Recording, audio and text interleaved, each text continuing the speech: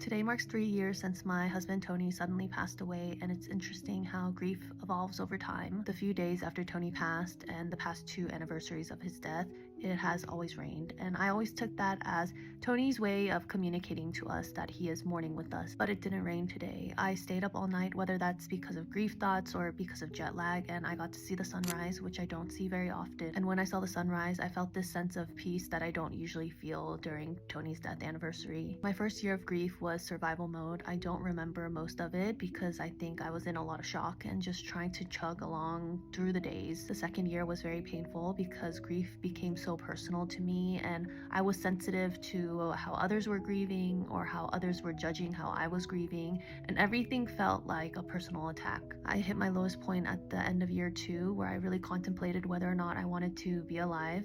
And when that reality hit me and I got really scared, I knew that I had to take a shift in the way that I was looking at my grief. So the third year was about doing what I needed to do to process my grief. And it was the first time in a while where I felt like I really wanted to live and enjoy my life. I started to see the side of grief that was also love and gratitude, and how that went hand in hand with the pain and the heartbreak. I'm now entering my 4th year of grief, which is so crazy to think about because how has it possibly been this many years since Tony passed away? I really just cannot fathom that still. The concept of time is just so strange to me because now I look at time really as before Tony passed and after Tony passed. I feel sad thinking that it's been this many years and I have to go about another year without Tony here, and that simply sucks. But I really do have this deep feeling that I need to continue living and continue living my life well and building the life that I want for myself. Grief is love with no place to go, and instead of just putting it out into the air, I want to continue funneling that love back into myself because